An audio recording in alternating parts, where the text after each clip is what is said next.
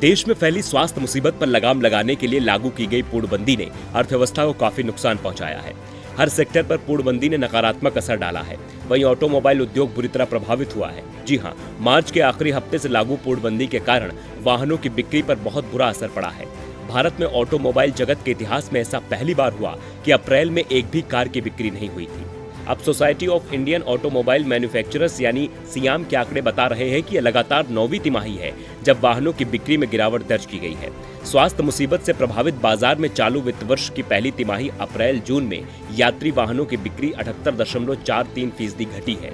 वाहन उद्योग के संगठन सियाम ने यह जानकारी देते हुए कहा कि पिछले 20 साल में उद्योग में मंदी का यह सबसे लंबा दौर है। सियाम के मुताबिक वाणिज्यिक वाहनों की बिक्री में 84.81% की गिरावट आई है।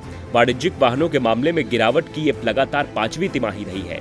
इस सेगमेंट में भी पिछले 15 साल में इतनी लंबी सुस्ती कभी नहीं देखी गई।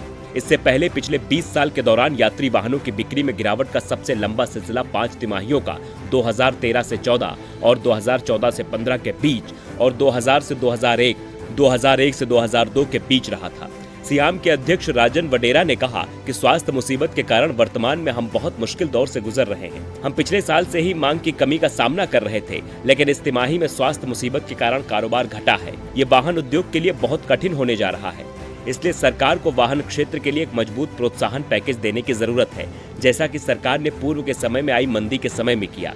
साथ ही वाहन उद्योग के लिए जीएसटी में सभी श्रेणियों के वाहनों के लिए 10% कमी करनी चाहिए। अब सरकार ऑटो सेक्टर की परेशानी दूर करने पर ध्यान देती है या नहीं, ये देखना होगा। टाइम ने जारी किए हैं जिस हिसाब से पिछले साल जून के मुकाबले अगर इस साल जून की बात करें 2,09,000 के करीब पिछले साल बिक्री हुई थी पैसेंजर व्हीकल्स की। इस बार ये घट कर यानी कि ऑलमोस्ट हाफ रह गई, 1,05,000 के करीब। अब इसी तरीके से टू व्हीलर्स की भी बात कर लेते हैं क्योंकि उसमें बहुत ज्यादा कमी आई। आंकड़ों के मुताबिक जून में टू व्हीलर की 10,13,431 यूनिट्स बिकी, जो कि पिछले साल समान अवधि में बिकी 16,49,475 यूनिट से 38.56% कम थी। अगर बाइक की बात करें तो जून 2020 में 7,02,970 यूनिट्स की बिक्री हुई, जबकि जून 2019 में कुल 10,84,596 यूनिट्स की बिक्री हुई। इस तरह बिक्री में 35.19% गिरावट दर्ज की गई।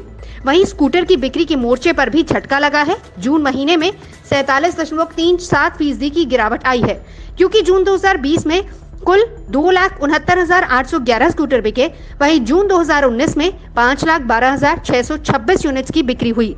अगर थ्री व्हीलर की बात करें तो जून में कुल 10,300 यूनिट्स की बिक्री हुई, जबकि पिछले साल जून में 51,885 यूनिट्स बिके थे।